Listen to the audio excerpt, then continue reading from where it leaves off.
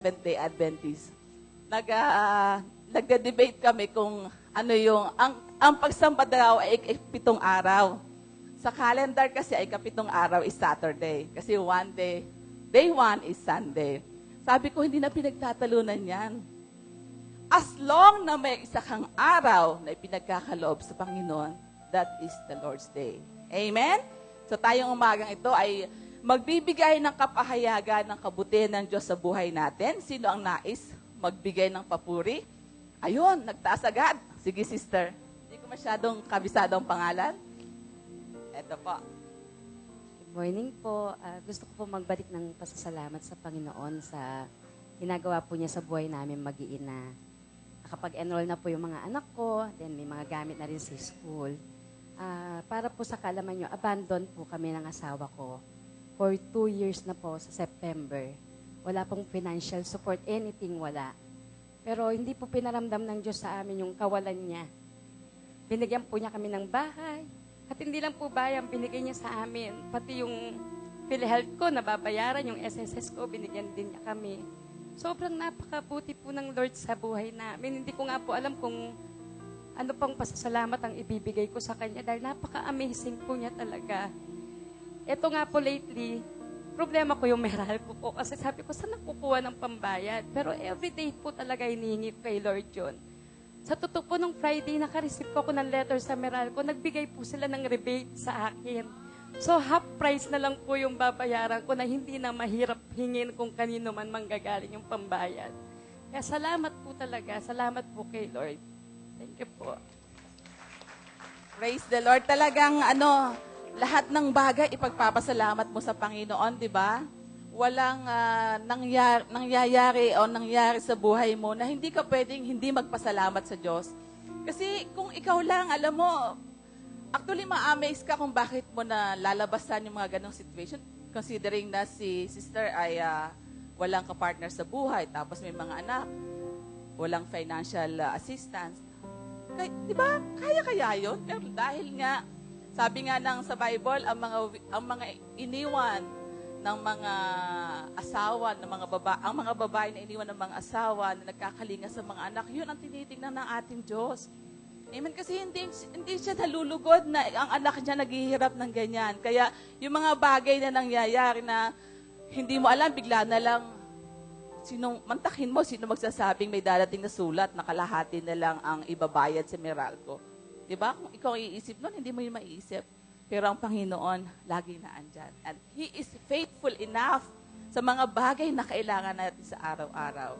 Amen? So, sino pang nais magbigay? Okay, si Sister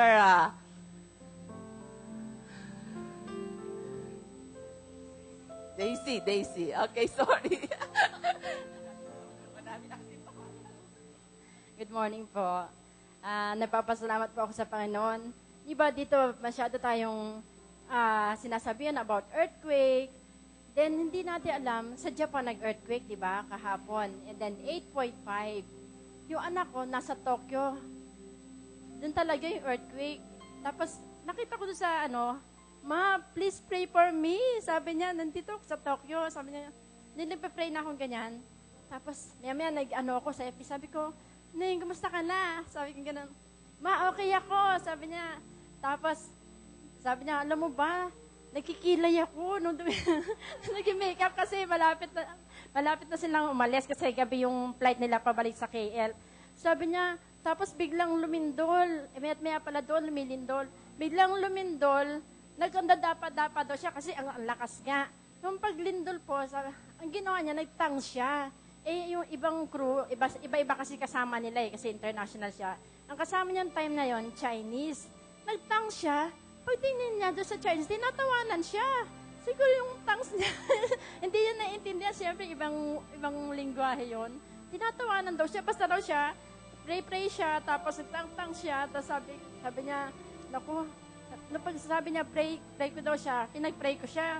Tapos pagbalik ulit sa computer, may pa-picture pa siya. Ma, tingnan mo, ang ganda ko talaga, no? Sabi niya gano'n, okay ako, ma, huwag ka mag-alala. Sabi niya gano'n. Tapos sabi ko, sige na ka. Sabi ko, mag-ano ka kaagad sa akin. Pagka nasa KL ka na, mag-message ka kaagad sa akin. Napapasalamat po ako sa Lord kasi talagang yung protection niya, yung bumabalot po talaga sa atin. Kasi sabi ko nga, oh nak, sabi ko ganun, alam mo ba na kahit dito sa Pilipinas, yan ang pinag-uusapan, pinaghahanda ang tao. Dahil talagang malapit na dumating si Lord. Yan ang magiging ano natin na dapat na wala na tayong aasayahin panahon. Don't waste time. Dapat lagi kang mag-church, lagi kang mag-pray, tsaka ano ba yung mission natin, di ba? Mag-share of ng Word of God, sabi kong ganun. O gamitin mo yung bawat pagkakataon na makapag-share ka. Kaya napapasalamat po talaga ako sa Panginoon dahil yung protection niyo po sa anak ko, napapasalamat po ako sa Kanya. Praise the Lord, 'di ba? Napaka-faithful. Actually, kaya yun na nakangiti yung inchik na intindihan nung inchik yung prayer niya. Kasi, 'di ba sabi nga, pag nagsasalita tayo ng tongues, yung salitang yon may pinapatungkulan ng Panginoon at yun ay nakaintindihan ng iba. Hindi ba natin maintindihan? Amen? So, laging ganon, lagi tayong may weapon sa lahat ng bagay. Diba? Sa lahat ng aspeto ng ating buhay, hindi tayo pwedeng pabayaan. Pag kailangan, nag-worry ka, just pray. Pag may fear, just pray. Kagabi, nagkaroon ako ng fear. Nakanood ako ng isang ng isang drama sa TV na sobra akong nagkaroon ng fear kasi parang yung palabas kagabi is symptoms ng cervical cancer. So sabi ko, parang kasi lately po nakakaranas ako ng medyo yung pagdudugo. Sabi ko nga, di ba, previously nagsabi ako dito. Pero nung nag-pray ako, sabi ng Panginoon, do not worry, I am here. Diba? So sabi ko, kung mayroon man tayong nararanasan na takot sa buhay natin, sa katawan natin, is nandiyan ang Panginoon. He is faithful enough lahat para tanggalin yung fear na yan sa puso natin at alisin ang anumang mga nilalaro ng kaaway sa isip natin. Laging naandyan, hindi nga tayo pababayaan kahit kailan. Kahit anumang maranasan natin na yung nararamdaman pa nga lang, ipag-fear mo na, mawawala na yung fear. Diba? So, napakabuti ng ating Panginoon. Meron lang akong gustong i-share sa atin bago tayo magpuri. Sabi dito, nabasa ko ito kagabi, inviting God's presence is not dependent on how good or bad a situation is. It is no harder on the worst day of your life to invite His presence that it is on the best day of your life. Your circumstances do not dictate His availability, but your praise and worship will invite His powerful presence. This morning, ano man yung nararanasan natin, ano man yung nasa isip natin, nasa puso natin, hindi po yun makakamove sa presence ng Panginoon. Only our praise, only our worship, doon siya mag-move. Kaya sa umagang ito, let's all stand and invite His presence to be with us, to embrace us, and to assure us na hindi tayo kailanman niya papabayaan. Amen? So let us pray. Heavenly Father, we thank you, O God. Sabi nga namin sa awit kanina, salamat, salamat, Panginoon. Salamat sa lahat ng bagay, O God.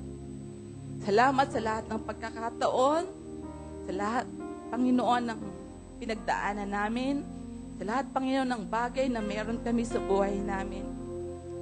Walang ibang salitang lalabas sa bibig namin, Panginoon, kundi salamat. Salamat, mahal mo kami. Salamat, hindi mo kami pinapabayaan, Panginoon. Today, Lord, ifo-focus namin ang aming puso, ang aming isip, ang aming buong pagkatao para purihin ka at sambahin. All we need is your presence today, O God. All we need is your sweet presence, Panginoon. Salamat, Panginoon, sa gagawin mo sa bawat sa amin. Salamat sa aming pagkakagalakan sa pagpupuri at pagsamba sa iyo, O God. Salamat, Panginoon. Pinupuri ka namin, pinapasalamatan. Sa ngalan ni Jesus. Amen. Amen. Palakpakan natin ng malakas ang ating Panginoon. Hallelujah. Amen. Alam po natin na ang Diyos ay ninanahan sa ating mga papuri. Amen. Nais po ba natin ma-enjoy ang kanyang presensya? Amen. Hallelujah. Let His presence overtake your worries, your fears. Amen. Our lack. Amen. At anumang mga bagay na negatibo, let God and His presence overtake it. Amen. Palakpakan po natin ating Panginoon. Tayo magpuri sa Kanya. Amen.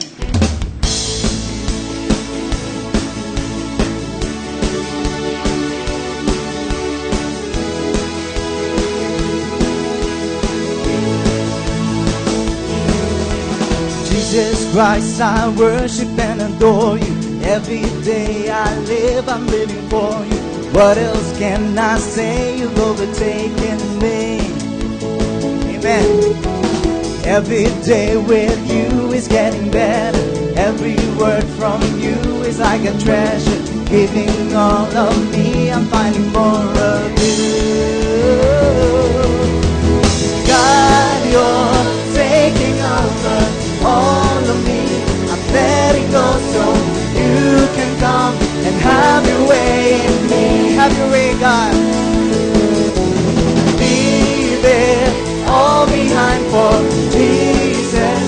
You save my life now. Every day I'll worship you, my King. Thank you for your love, Jesus.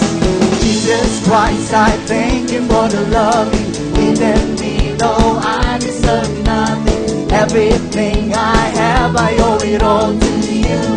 To you, oh God. Nothing that this world has got to offer satisfies my soul, 'cause I surrender. Pouring out my heart, I'm giving up with you. God, you're taking over all of me. I'm letting go so you can come and have your way in me. We'll leave it all behind, Lord, because we're here.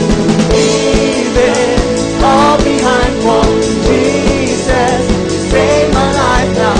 Every day I worship you, my King. We worship you, Lord. Jesus Christ, I worship and adore you. Every day I live, I'm living for you. What else can I say? You've overtaken me. Taking me, Lord. Every day with you is getting better. Every word from you is like a treasure. Giving all of me, I'm finding more of you. Overtake me, Lord. God, you're taking over all of me. I'm letting go so you can come and have your way in me. We leave it all behind. Leave it all behind for Jesus. You save my life now. Every day I worship you, my King. Thank you for your love, Jesus. Jesus Christ, I thank you for the love you given me, though I deserve none. Everything I have, we owe it all to you, Jesus. Amen. Nothing that this world has got to offer satisfies my soul, 'cause I so hunger, pouring out my heart, I'm filling up with you. God, you're taking over all of me. I'm letting go so you can come and have your way in me. We leave the past behind. Leave it all behind for Jesus. Save my life now. Every day I worship you, my King. Thank you for the blood. It's only by the blood. It's only through the cross you have overtaken me. It's only by the blood of Jesus. It's only by the blood. It's only through the cross. It's only through the cross you have overtaken me. Overtake the Lord. It's only by the blood. It's only through the cross you have overtaken me. By the blood and cross. It's only by the blood. It's only through the cross you have overtaken me. Thank you, Lord. God, you're taking over all of me. I'm letting go so you can come and have your way in me. We leave it all behind. Leave it all behind for Jesus. You save my life now. Every day I worship you, my King. Overtake us, Lord. God, you're taking over all of me. I'm letting go so you can come and have your way in me. Thank you, Lord. I leave it all behind for Jesus. You save my life now. Every day I worship you, my King. Woo! We worship you, Jesus. Hallelujah. Amen. Handa na po ba tayong sumayo sa Panginoon? Hallelujah. Thank you, Lord. Thank you for the Holy Spirit. Wala po ba tayong mga paa? Mga bewang para umiingot sa Panginoon. Amen. The Holy Spirit is here and His power is real. Anything can happen and it probably will. Something very good, something good is going on around here. There is a light action to make the darkness appear. Power at work, but there's nothing to fear. Something very good is going on around here. This is church on fire. This is the church on fire. This is the Holy Spirit flame. We have the burning desire to lift up Jesus. Let fire burn. Let fire burn in every heart. Light the way, defeat the dark. Let the flame of love burn higher. It's higher. This is the church. This is the church on fire. This is a church on fire. Amen. The Holy Spirit is here and His power is real. Anything can happen and it probably will. Something very good, something good is going on around here. There is a light that shines to make the darkness appear. Power at work, but there's nothing to fear. Something very good is going on around here. This is the church on fire. This is the Holy Spirit flame. We have the burning desire to lift up Jesus' name. Let fire burn in every heart. Light the way, defeat the dark.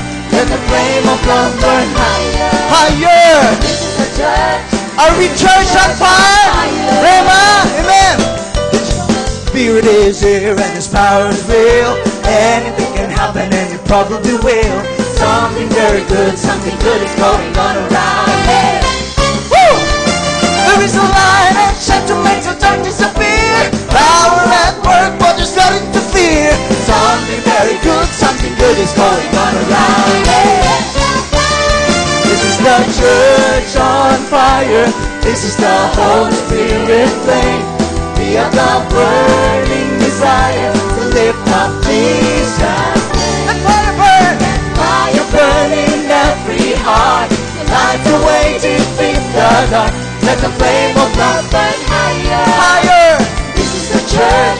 This is the church on fire. We're the church on fire. This is the church on fire. This is the Holy Spirit flame. We have a burning desire to lift up Jesus' name.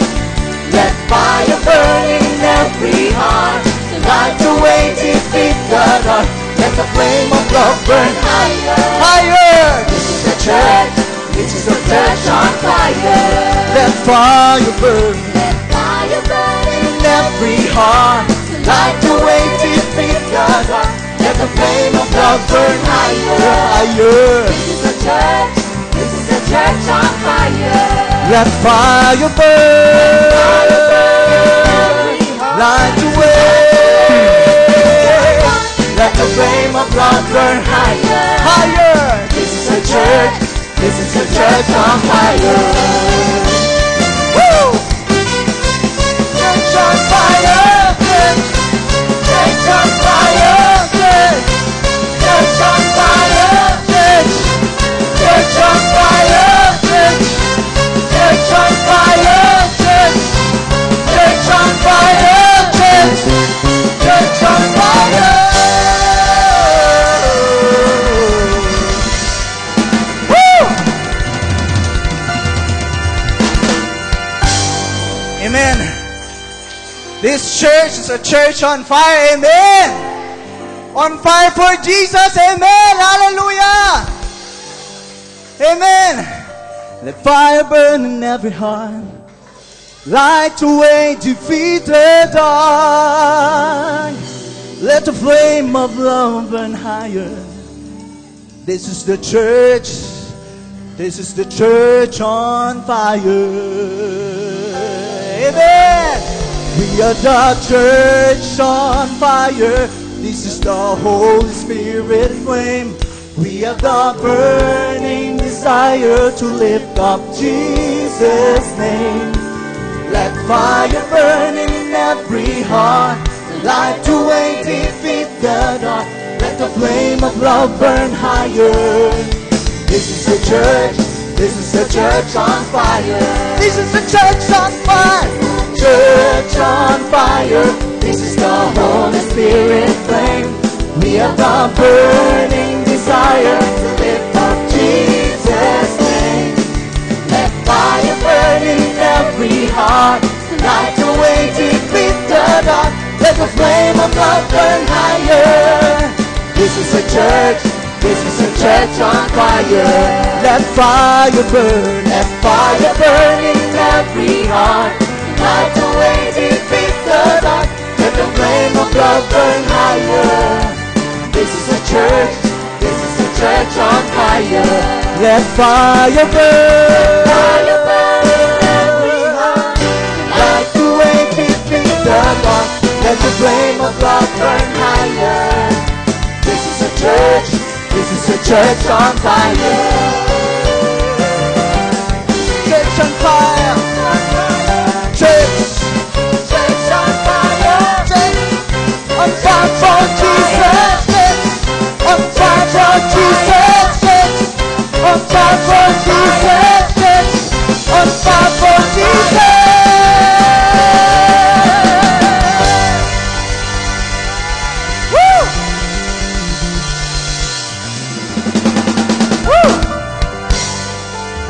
Hallelujah. The glory of this church is far greater than the former. Amen. Thank you, Lord. Thank you for making us the church on fire. The church with a great love for God. Hallelujah. Thank you, Lord. Thank you, Jesus.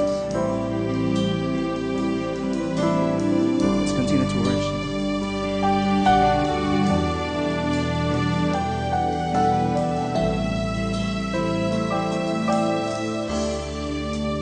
Who compares to you? Who set a stars in their place? You who calm the raging seas that came crashing over me. Who compares to you? You who bring the morning light, the hope of all the earth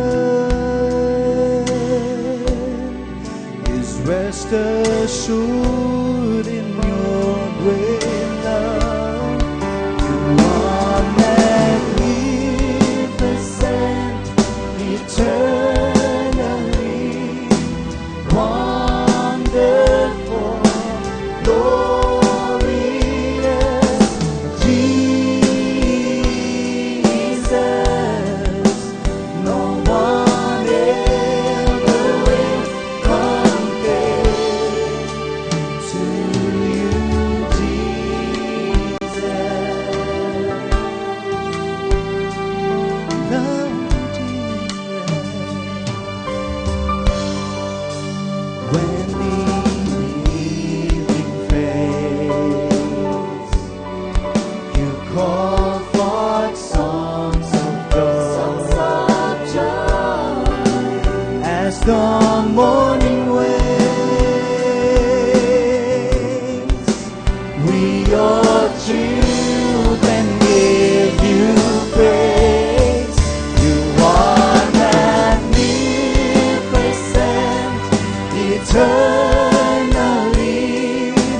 wonderful, glorious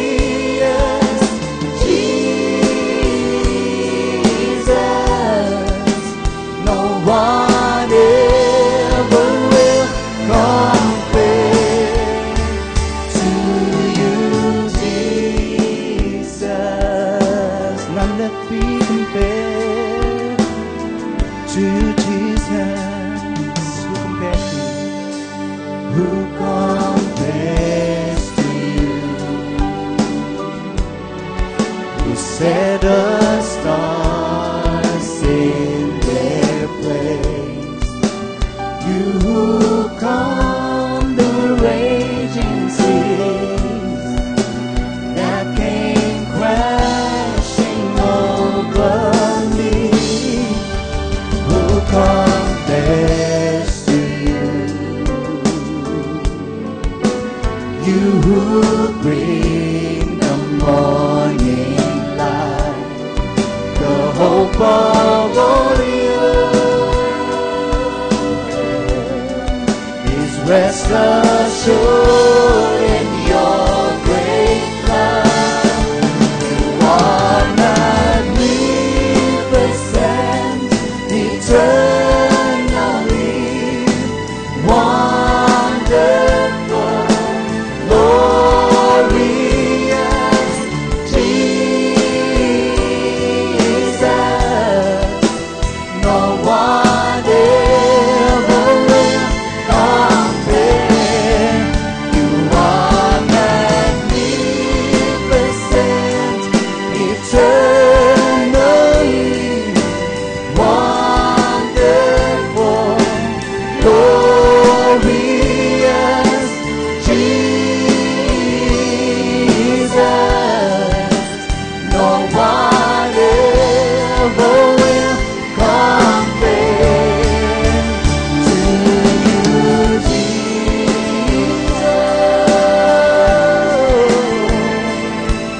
No one ever will be compared. No one ever. We compare. You're so beautiful. You're beautiful, beautiful. We love you, Jesus. We love, we love, we love, we love, we love you, Jesus. Lord, no one ever will compare. You are magnificent, eternally wonderful, glorious Jesus. No one ever will compare. You are magnificent, eternally wonderful, glorious Jesus.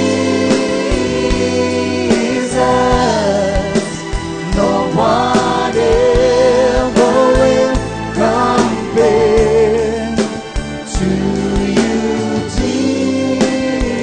No one ever, no one ever, no one ever will compare to you, Jesus. Hallelujah. Tunay nga, Panginoong Jesus, wala kang katulad, O God.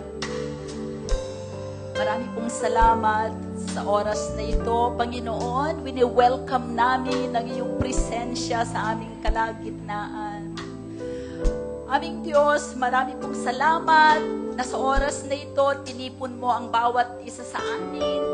Panginoon, narito kami upang ikaw ay sambahin, upang ikaw ay aming pasalamatan sa mga kabutihan na ginawa mo sa aming buhay.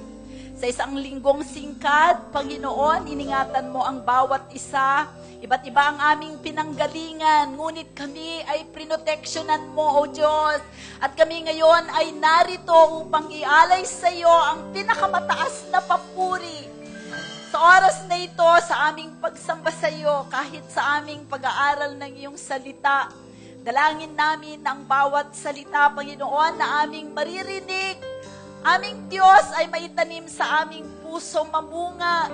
Isang araw katulad mo kami, Jesus, maluwalhati, magnificent, glorious, shining. As you are, so are we, in the name of Jesus. Lord, hindi mananatili. Ang awit na ito ay awit lamang. Ito ay desire ng aming puso na sa pamamagitan ng iyong salita at ang banal na Espiritu, we can be transformed from glory to glory into your same image, Jesus. That's what we want and that's who we are in you. Marami pong salamat sa oras na ito. Buksan mo ang aming mga puso. Ama, binubuksan namin ang aming mga puso at mga isip na tumanggap sa iyo sa umagang ito. At alam namin, ang ibibigay mo ay higit sa aming inaasahan. Sapagkat ikaw ay Diyos na dakila. You are magnificent, glorious, wonderful. Maraming salamat sa gagawin mo sa amin sa umagang ito. In Jesus' name, everybody said, Amen! Sabihin mo sa iyong katabi. Sabihin mo sa iyong katabi, ikaw ba ay buhay? So, ikaw ay tatanggap. Amen! Ang buhay ay umaawit. Ang buhay ay nagpupuri. Ang buhay ay lumalago. Salamat sa tatlong buhay na naririto. Good morning! Good morning din po sa inyong lahat. Ang pagbati ay galing, nagmumula sa Isabela Churches. Amen? Alam niyo po, nakakatuwa ang mga kapatiran natin doon. Umaabot ng 46 degrees. Ang init. Hallelujah. Sa encounter, akala ko magko-collapse kaming lahat sa init.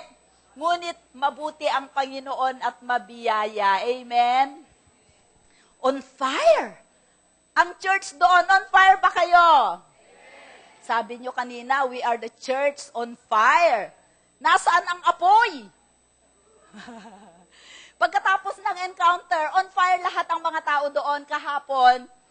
Ni-report sa akin ng isang leader natin doon na meron silang ipinag-pray papunta sa hospital, asawa ng kagawad. Meron siyang prostate cancer, yung lalaki, at dadalhin sa hospital dahil i-ooperahan. At na-intercept, sabi mo na-intercept, na-intercept ng mga leaders natin, magba-Bible study sila. Pinag-pray nila. Pagkatapos mag-pray, umihi yung mama. Yung ihi niya, ibang klase. Parang may malapot. Pagdating sa hospital, ayaw nang operahan ng doktor. Amen! Gumaling! Hallelujah! Tinawagan ako ng kagawad. Sabi niya, Pastora, marami pong salamat sa iyo. Huwag ka sa akin magpasalamat.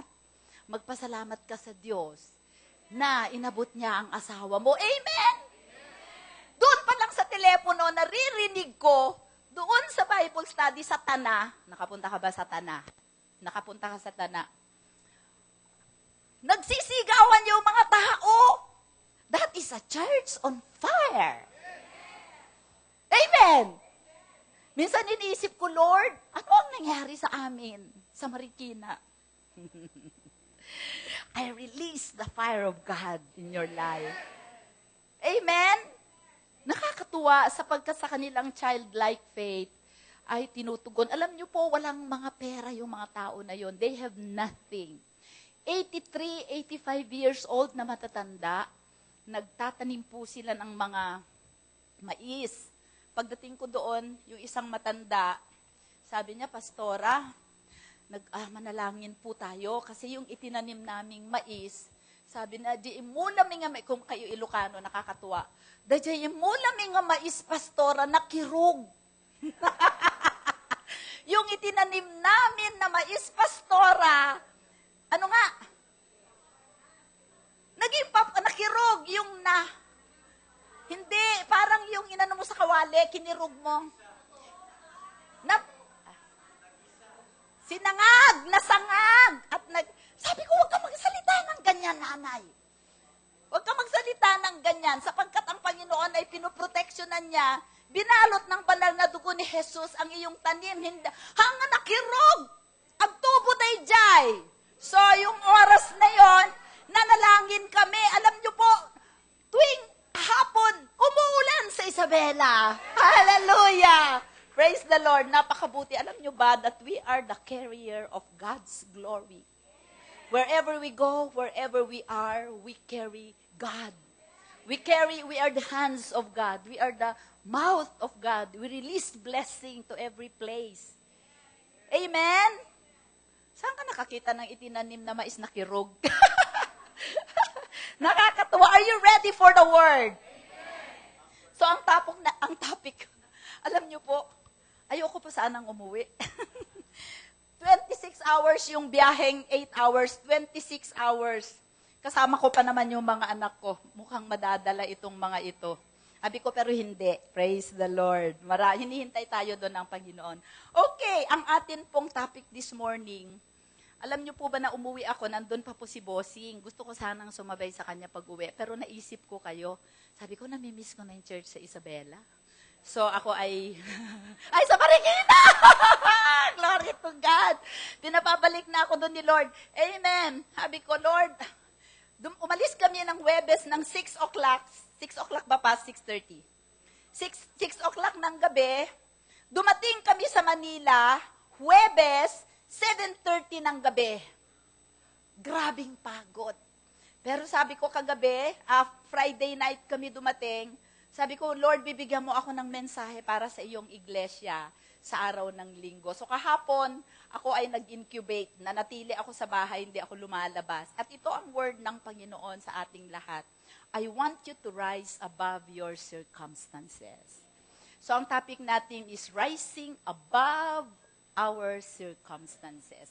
Paano tayo aangat sa lahat ng mga kaganapan sa ating buhay na hindi maganda? Amen? Gusto ba ninyo yon? Bilang mga anak ng Diyos, anak ka ba ng Diyos? Sabihin mo sa katabi mo, we have been given the resurrection power to rise above all circumstances in our lives. God designed that we live a higher life. We should not be under pressure. We should not be under stress. We should not be under anything else because we are in Christ, we are seated together with Him in the heavenly places. Yan ang iyong posisyon. So wala dapat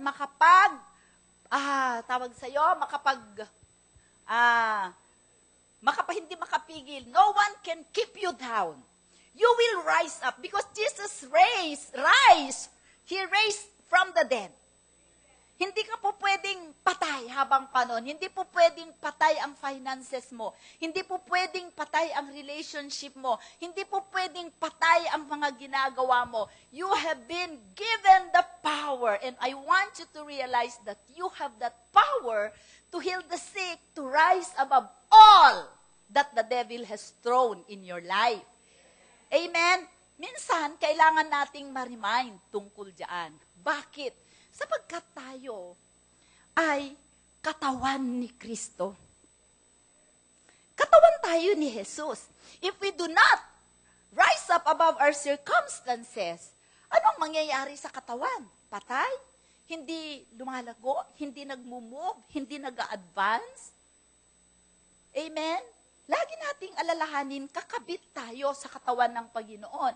At kung ang Panginoon ay glorious, magnificent, wonderful, powerful, we are as He is, so are we in this life. The only thing that will keep us is the devil's voice that tells us and tempts us, that accuses us, that deceives us, and that condemns us. Amen.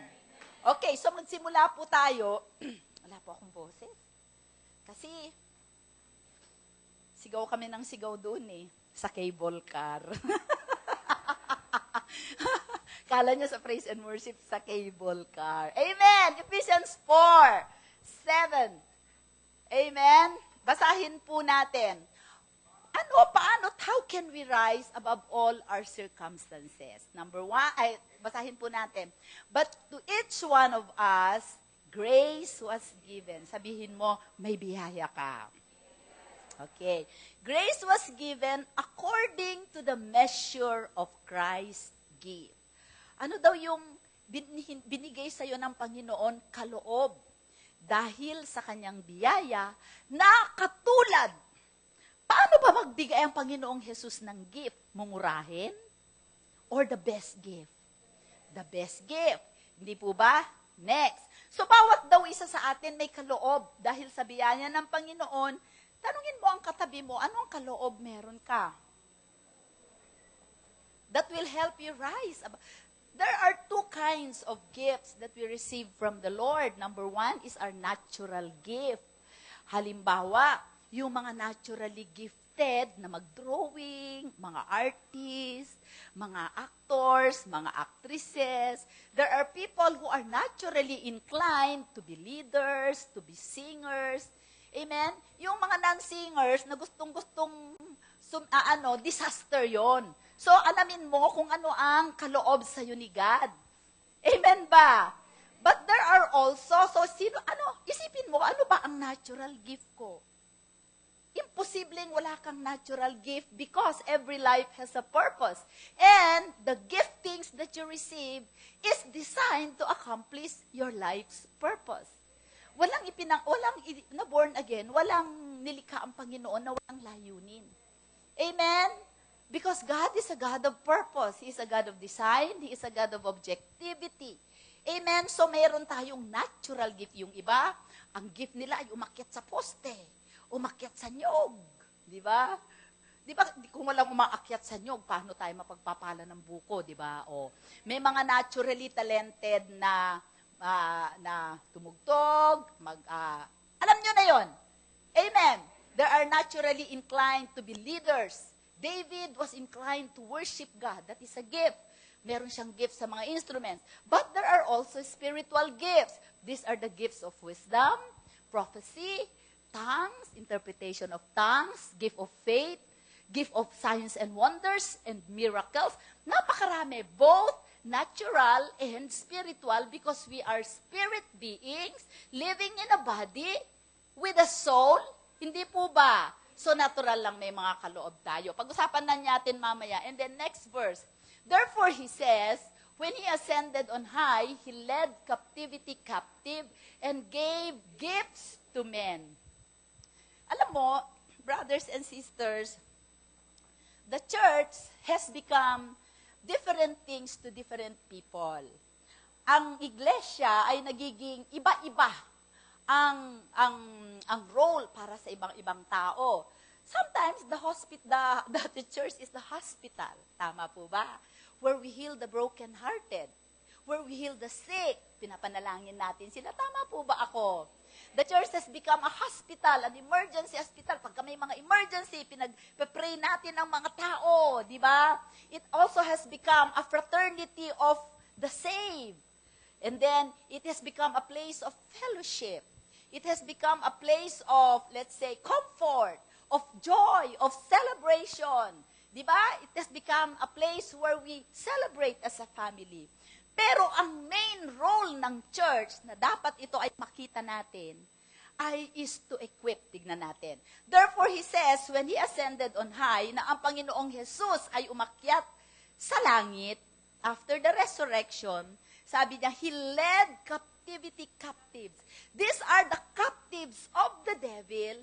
He took them, liberated them, and he made them his own captives.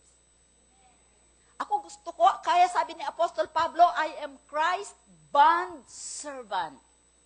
Amen. And gave gifts to men. Umakyat ang Panginoon, nagbigay siya ng kaloob sa tao. Ano itong mga kaloob na to? Number 1, sabi niya, go, next verse. Now, he ascended. descended. But does it mean? Okay. What does it mean? But that He also first descended into the lower parts of the earth. Una, nung nag-descend ang Panginoong Jesus, nagkatawang tao siya. He descended.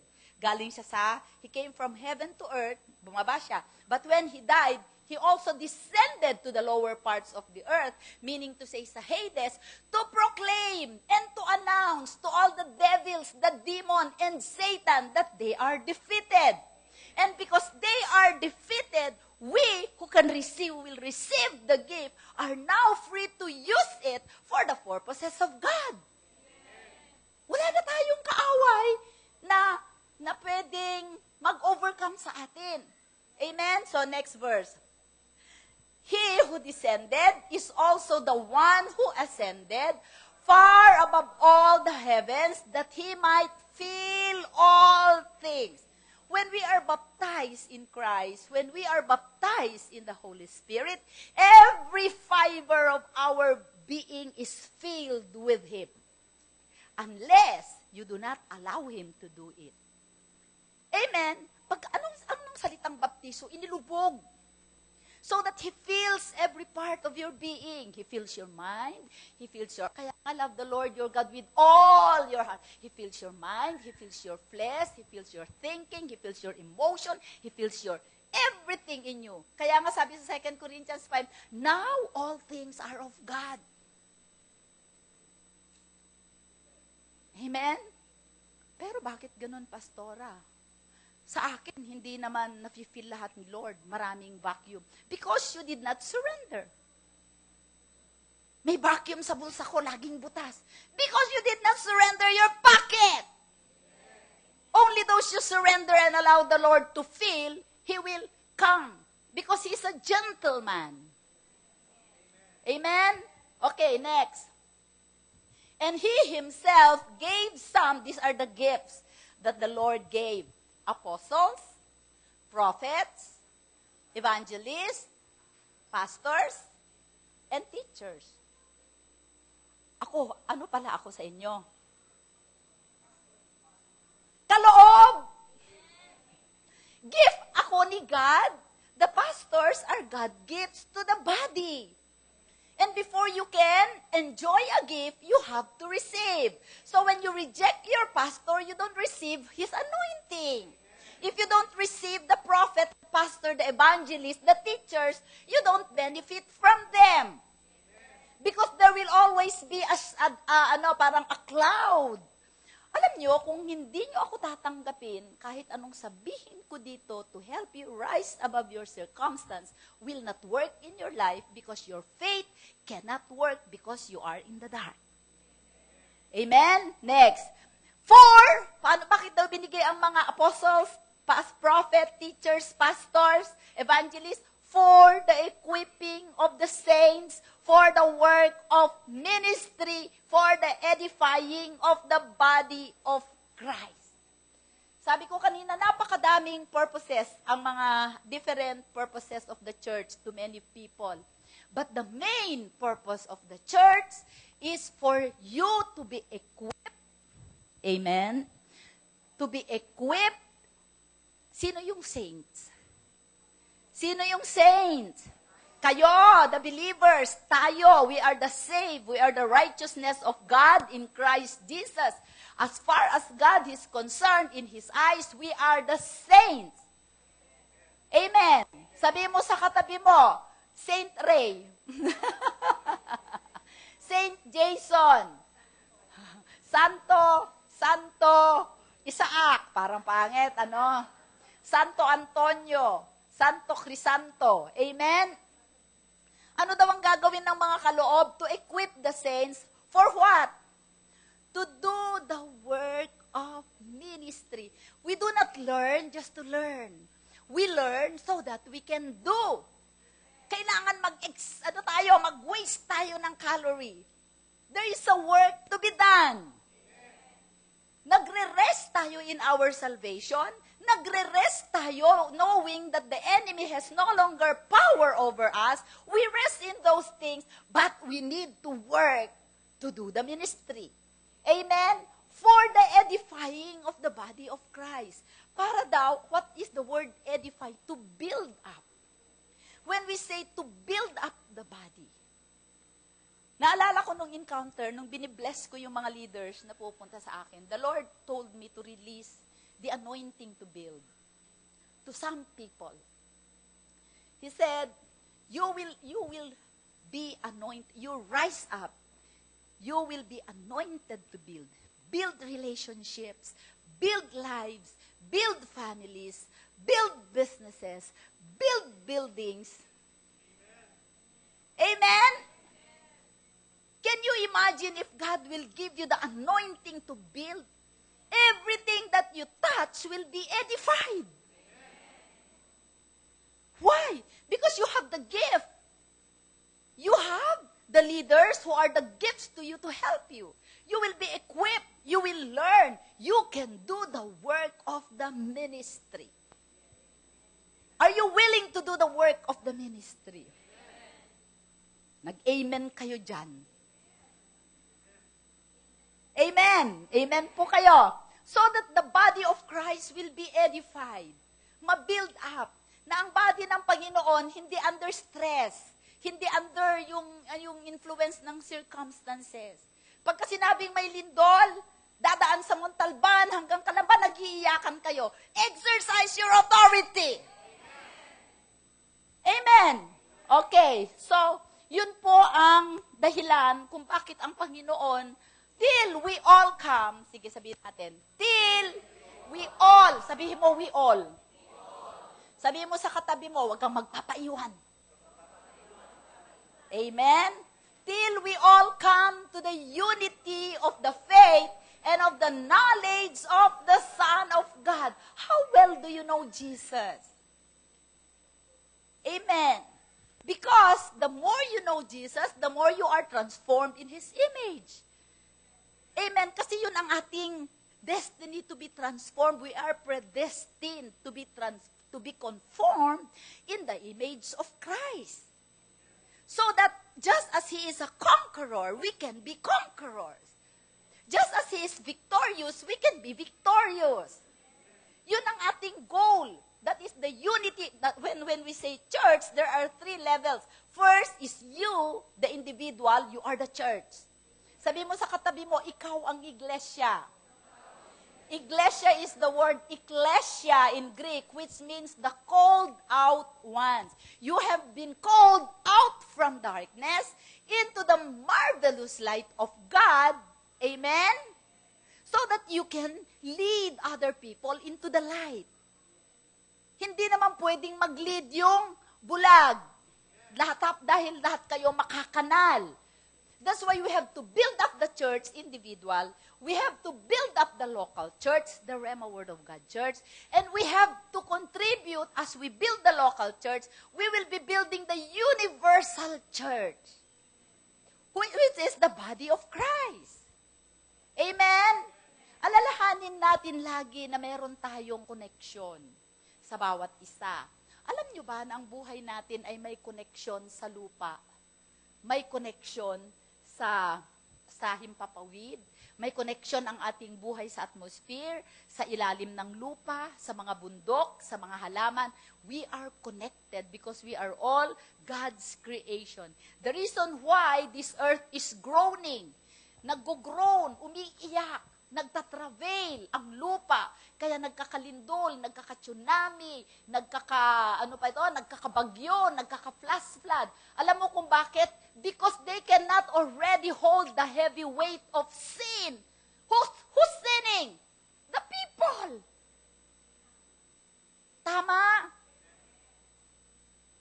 That's why sabi ng, we have to groan and travail until the manifestation of the Son of God. The sons of God are those conformed to the image of Christ who can say to the mountain, be removed and cast into the sea, and the mountain will obey. The people of God who can say, ikaw prostate, lumayas ka, and immediately it will go out. Those who will say to the tectonic plate of the earth, be still, and there will be no earthquake. But the church is the place where we will be equipped to do that. Christianity seriously, I bet you are of no use to the body. Makikita ninyo mamaya, okay?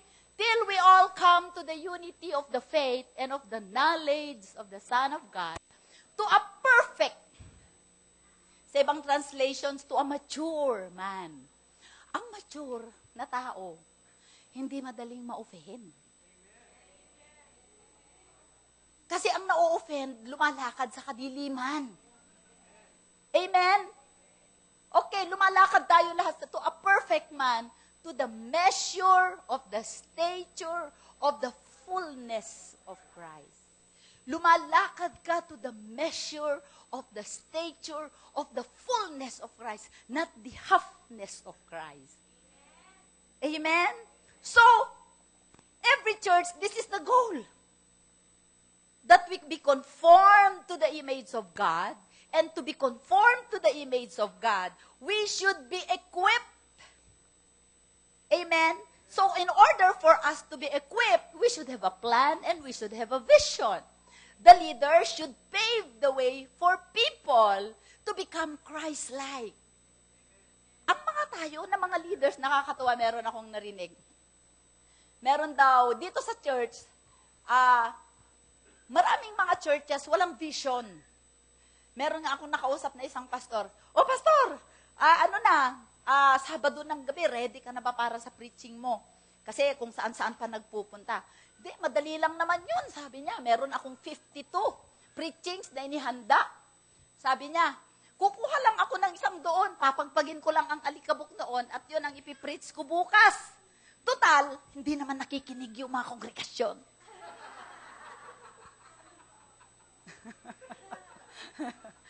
Praise the Lord! Ayoko ng ganong pastor. Ako, I have a goal to lead you to become Christ-like.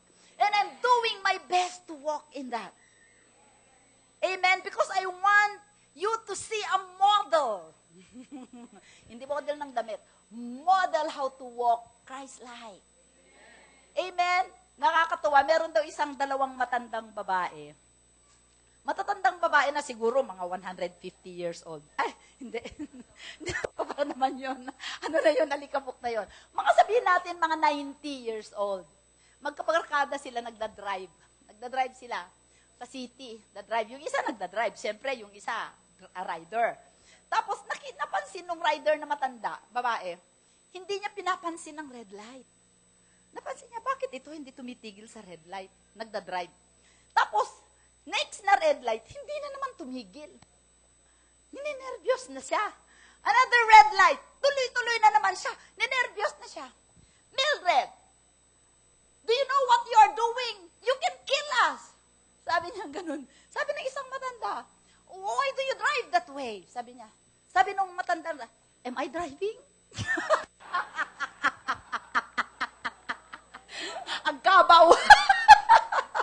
Sa tanda, hindi niya alam na nagdadrive. Am I driving? Marami dito sa church. Hindi natin alam ang goal, ba't tayo nandito? Amen? Come on. Ang goal natin is to become Christ-like. Kaya tayo nandito. Jesus is a seed that we receive. And whenever we come to church, we feed that seed. We feed it with the word. We nourish it with worship and prayer. We water it with the Holy Spirit, with fellowship with the Holy Spirit. Until one day, malaking-malaki na si Kristo. Amen? Sa puso natin, hindi na lang siya corsage na ikinabit natin dito tuwing linggo. Kailan linggo ngayon? Mabait ako, maglalagay ako ng corsage, nakalagay, Jesus. Pero ang purpose ng Panginoon is, maging siya ang vine, na pagka finifeed natin, pupuluputan tayo, isang araw, hindi na tayo makita. Si Jesus na lang ang nakikita. And we will become effective because the people will read us. We will be the Bible that they read. Amen po. Yun ang purpose ng bawat Kristiyano. That's why, in the growth process, kailangan tayong itrim ng Panginoon. Kasi maraming mga nakasabit dyan, kasalanan, masamang ugali. Kailangan tinitrim yan, madugo, masakit. But we have to stay so that we can be perfected. Amen. Okay, so alam natin yon. Pagka sinabi natin, until we come to the measure of the stature of the fullness of Christ, we want to relive the life of Christ. We want to disseminate the nature of Christ. We want to express His character. Nakukuha ninyo, pagka sinabi natin to be Christ-like, to the measure of the stature of the fullness of Christ, kung paano si Jesus nabuhay at lumakad sa lupa, yun ang ating goal. Ang kanyang kabanalan, ang level of surrender, ang kanyang pag-ibig, unconditional, unending, redeeming love. Amen? Ang kanyang submission. Amen? The power of His humility, ang kanyang kabanalan. Amen? Ang kanyang pagpapatawad, ang kanyang pagpapasensya. And all the circumstances in our life will go against that purpose. Itetest tayo lagi ng ating adversary. Amen? But that is the goal. Kung dati hindi ka nagpapatawad, ngayon, 100%, ngayon at least 90% na. As you go on in your walk as a Christian, unti-unting nababago ang imahin mo. Amen? Sabi mo yan ang aking layunin. Yung iba hindi nagsasalita, ayaw. Amen. So, ayan po mga kapatid. Okay? Maliwanag po ba? Alam nyo, hindi na po ba tayo mag-aaral ng doctrine? Pag binasa ninyo ang Ephesians 1, chapter 1, 2, and 3, the Apostle Paul speak all about doctrine. Because he wants us to unite in the doctrine.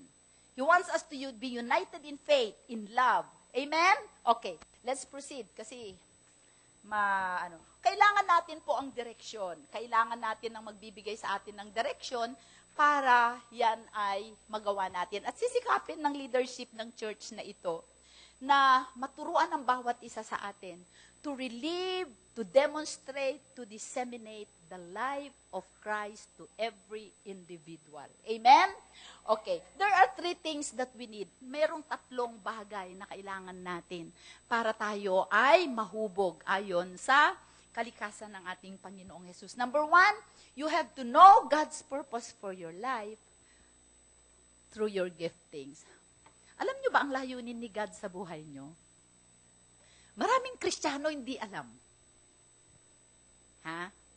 Alam nyo ba ang layunin ng buhay nyo? Bawat buhay ay may layunin. Walang buhay na nasasayang. Maliban kung sayangin mo ang buhay mo. Okay? Sabi po sa Acts 17, 26 to 28. And He has made from one blood. Whose blood? The blood of Jesus. Every nation of men to dwell on all the face of the earth, and has determined their pre-appointed times and the boundaries of their dwellings, so that they should seek the Lord in the hope that they might grope for Him and find Him, though He is not far from each one of us. Yung blood na yon is blood ng tao, hindi blood ng hayop. That's not the blood of Jesus. Otherwise, hindi mo na siya isisik. So, your nationality is not an accident. Sabi mo, hindi aksidenteng Pinoy ka. Hindi aksidente rin na taga Isabela ka, taga Mindanao ka, taga Negros. Amen? Hindi rin aksidente na ikaw ay babae. Hindi rin aksidente na ikaw ay lalaki. Dahil dilikha ka ng Panginoon na may layunin. Before you were created, the Lord knew you. Amen? Sabi nga sa Jeremiah 29:11, your favorite. For I know the thoughts, sabi NIV, the plans that I think toward you. Thoughts of peace and not of evil, to give you a future and a hope. Then you will call upon me and go and pray to me, and I will listen to you. Sabi niya sa NIV, for I know the plans I have for you. Plans to prosper you and not to harm you.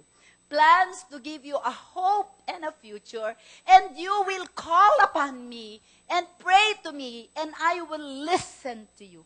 I was just thinking, if I'm not operating within the plan of God in my life, God has no business answering my prayers. Do you realize why your prayers are not answered? You are not walking in God's divine plan for your life. Lihis ka eh. Lihis. Wala sa path. Amen? So napakahalaga pala na malaman natin ang plano ni Lord. For I know the plans I have for you. Hindi yung nanay mo, hindi yung tatay mo, hindi yung pastor ang nakakaalam. Si God. Why? Because God wants you to seek Him. The reason why we pray, even if God knows what we need, is that He wants to fellowship with us. Amen? So alamin mo, Lord, ano ba talaga ang plano mo sa buhay ko?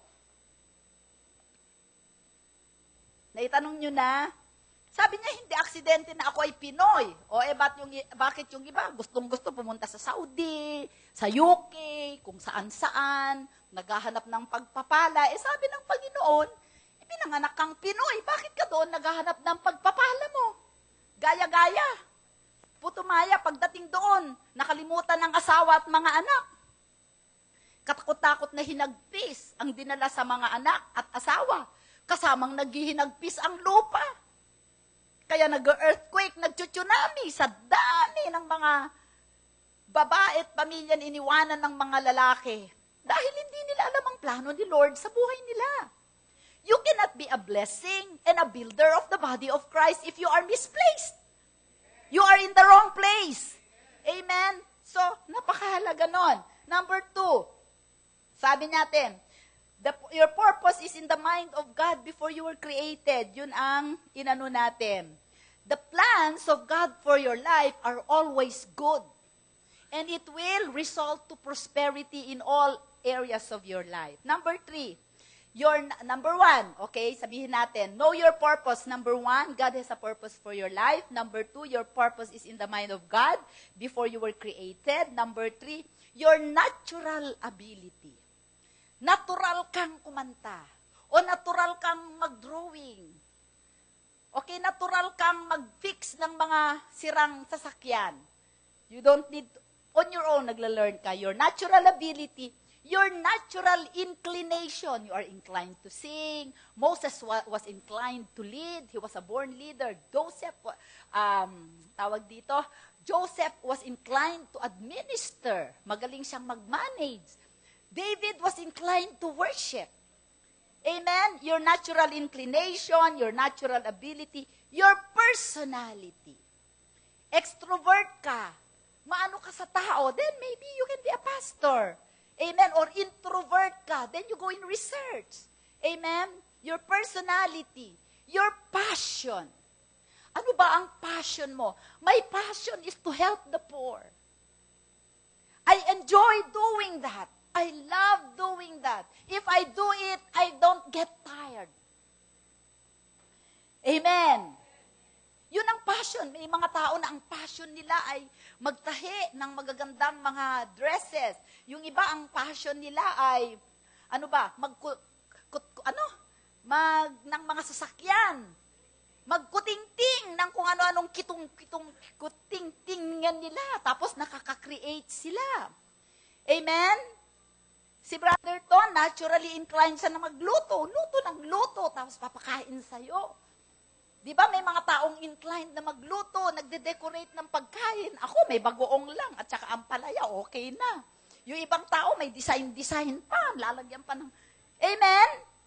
Okay, so your natural ability, your natural inclination, your personality, your passion, they predict your calling. So, they predict your purpose. Amen? Kaya ngayon, mag-introspect ka. Ano ba, Panginoon, yung binigay mo sa akin? Kasi dala-dala mo yan bago ka ipanganak. Okay? Proverbs 22, do you see a man who excels in his work? He will stand before kings. He will not stand before unknown men. Alam nyo, kasi passion ninyo, gustong-gusto ninyong gawin, naturally, you will excel. And because you will excel, you will prosper. Amen? Kaya yung mga tao, nandun na lang sa employment, empleyado forevermore. Kasi hindi nila dinidiscover ano yung passion at ano yung gustong-gusto nilang gawin na pwedeng magdala sa kanila sa harapan ng mga hari. Harapan ng mga hari can be big business tycoons. Can be leaders of countries. May kausap ba ako? Okay. And then, si Moses, meron siyang passion for leadership. Si Joseph, meron siyang passion for administration. Si David, meron siyang passion for worship. Si Bezalel, meron siyang passion for artworks. Maglilok ng mga ginto, maggawa ng mga hikaw, ng mga gandang gold, whatever. Amen? So, number 4 tayo, when your giftings and the needs of the world intersect, your purpose is revealed. Naintindihan niyo ako? When your passion, your giftings, na ibinigay ni Lord sa iyo, intersects with the need of the world, your purpose is. Basahin ko lahat yung mga literature about the history of the church, ano ang nangyari nung ganoon, panahon ni Constantine, ganoon. Ang need ng